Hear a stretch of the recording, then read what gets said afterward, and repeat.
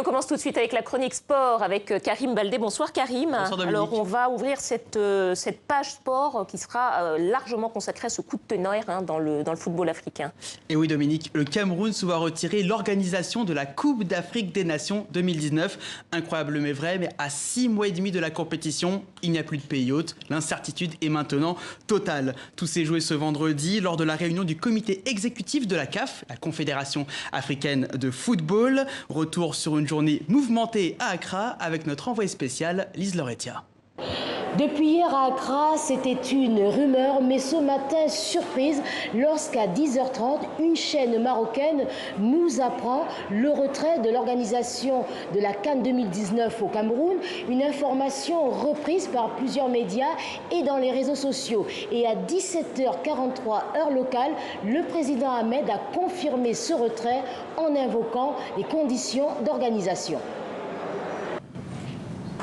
Nous avons pris une décision de retirer la CAN 2019 de Cameroun. Mais, devant ça, la Confédération africaine prend un engagement de soutenir le Cameroun, de donner du temps au Cameroun pour qu'il puisse bien préparer une CAN.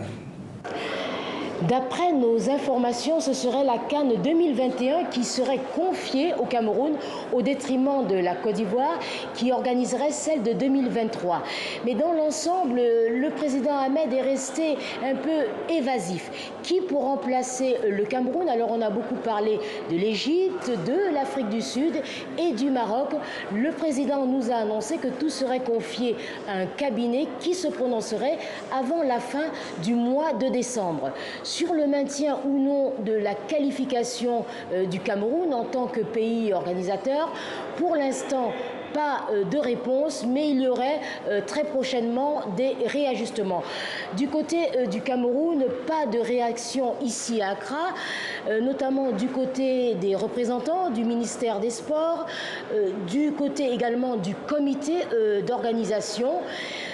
Pour l'instant, tout laisse à penser que l'on s'achemine entre le Cameroun et la CAF vers un long feuilleton judiciaire.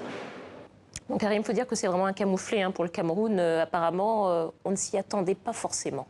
On ne s'y attendait pas forcément, surtout que le président Paul Biya en personne en avait fait une promesse de campagne avant sa réélection en octobre dernier. On pensait que les efforts de dernière minute allaient suffire pour voir le Cameroun organiser à temps la CAN 2019. Il n'en est rien. C'était une course contre la montre pour la construction des stades notamment, surtout depuis l'extension de la compétition de 16 à 24 équipes décidées en cours de route. Ça avait été décidé par la CAF à l'été 2017. Grande déception forcément au Cameroun, dans un pays qui attendait d'organiser cette compétition depuis maintenant 32 ans.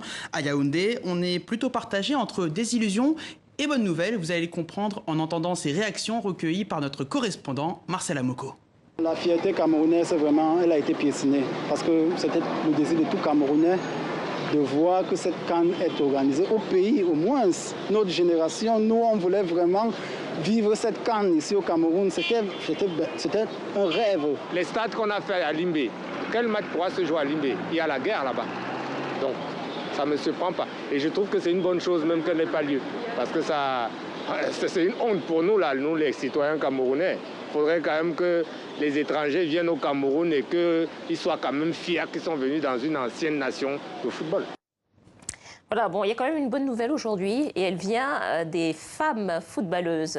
Les Lionnes Indomptables verront le mondial en France l'été prochain. Elles ont décroché ce soir le dernier ticket continental. C'était le principal enjeu du match pour la 3e place de la CAN féminine. Victoire camerounaise 4-2 face au Mali au terme d'une petite finale spectaculaire du côté de Cape Coast. Une consolation pour cette équipe qui visait le trophée après avoir atteint la finale de la compétition à domicile il y a 2 ans. Bon, et donc c'est demain justement qu'on va savoir qui remporte ce trophée.